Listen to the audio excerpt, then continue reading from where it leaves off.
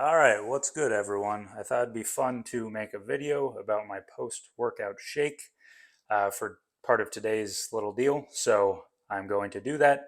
My name is Max. This is Stronger by the Day, day 14, I believe. So it's been 2 weeks of doing this. I've tried to make a video every day, but you do what you can. So yeah, I'm gonna make my post-workout drink real quick. I'm not actually gonna be using this until Sunday, but I figured I got a minute. I'm at my lunch break. I might as well get it done while I can.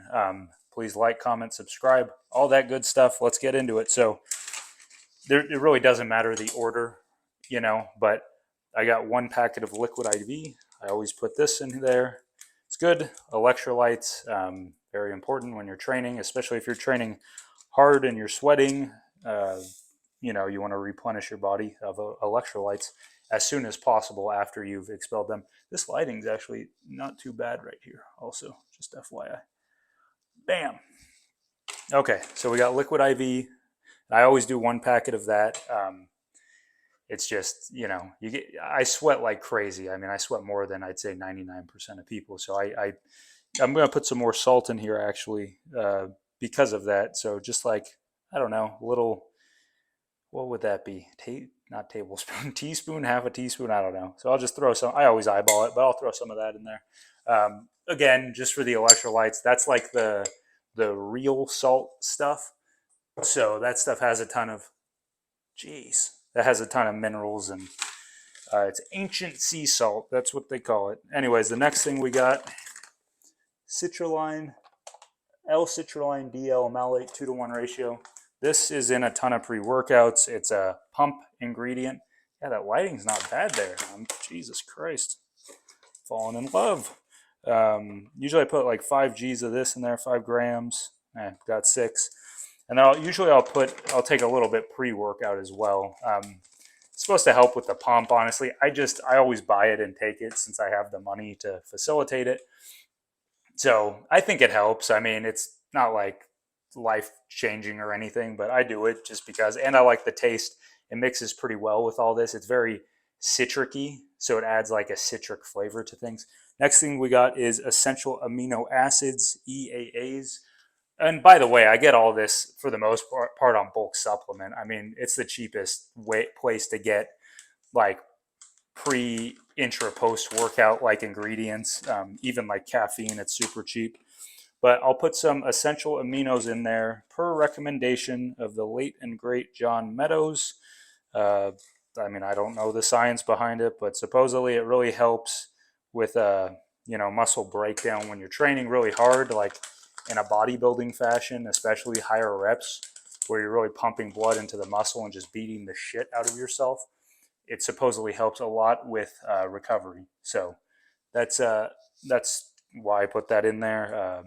Whether it really works or not for me, I think it helps. I mean, I think the shake in general helps my recovery. If anything, maybe a little bit, but I think it's worth doing. It's one of those things where if you do it consistently over time, it has a net positive effect.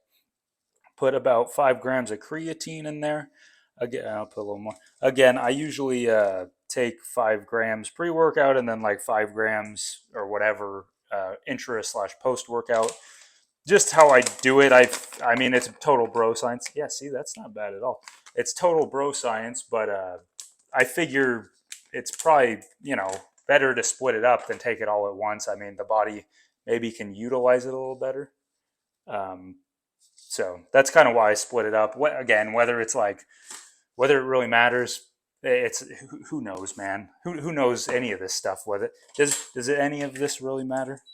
That's a oh, rice is done.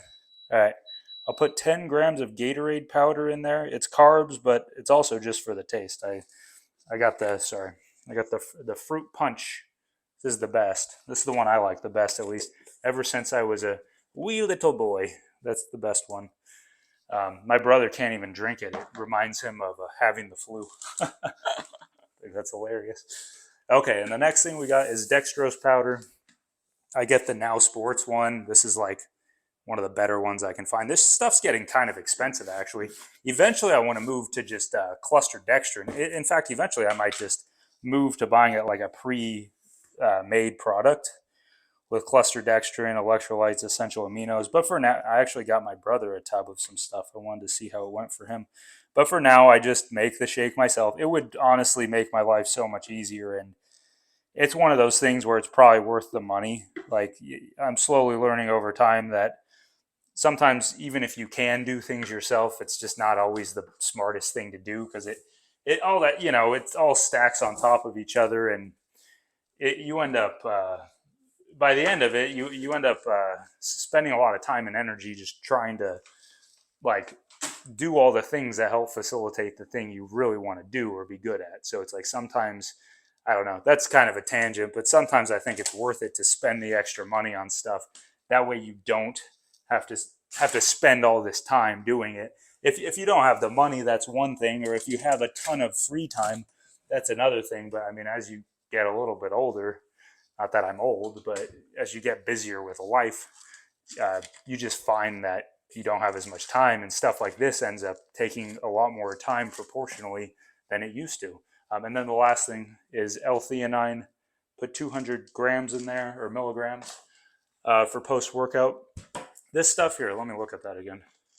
I've been taking this stuff on and off for like 7 or 8 years, maybe even longer. But it says promotes a sense of calm and relaxation, found naturally in green tea. Supposedly, it's like one of the ingredients in tea that helps you feel calm and serene. So I always put a cap of this in there for my post workout, which I mean, I think it actually, I do it like I have consistently done this. Oops.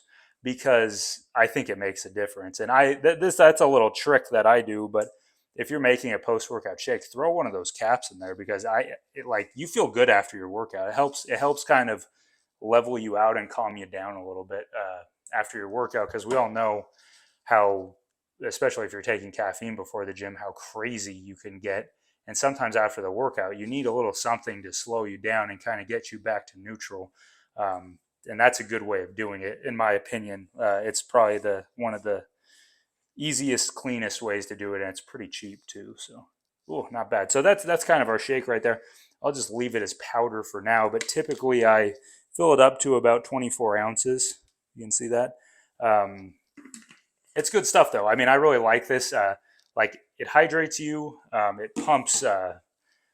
It pumps glucose back into your muscles to refill your glycogen stores. It's good, like it's a good carb source in general, just to have. And like usually I'll drink that, and then maybe a little after I'll just pound a Fairlife shake, like one of the ones you get from Costco. Not really because I feel like I need protein or anything. Like it's couldn't be bad to have. Like the real thing you need after your workout or intra workout is carbs. That's what your muscles want to refill their glycogen stores. So that's really the number one thing you should be focusing on is carbs and electrolytes also, because you want to give your body back those electrolytes as fast as possible as well.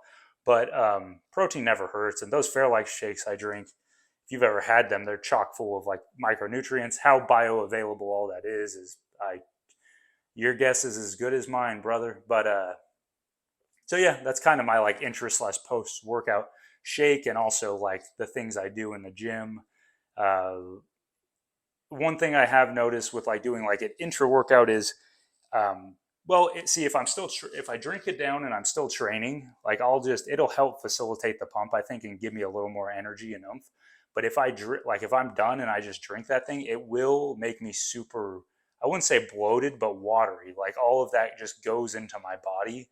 And like I'd say 5, 10, 15 minutes after the workout, I have no pump anymore, which sucks, because I wish the pump is, once geez, that's the best part about going to the gym, is getting that freaky pump. Even if you train for like powerlifting, like if I can, I always want to leave the gym with a little bit of a pump.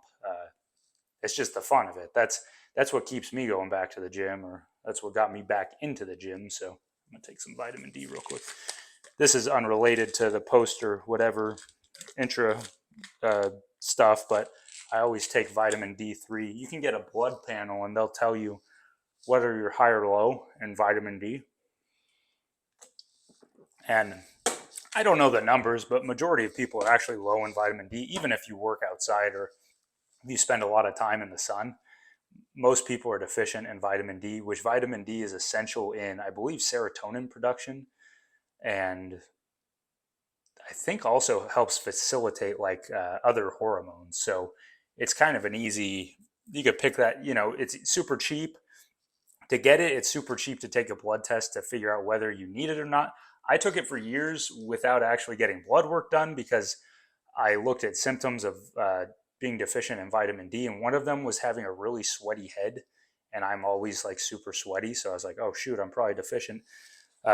Whether I was or not, I don't know. Now my levels are pretty good. I still supplement because I don't want them to fall below optimal.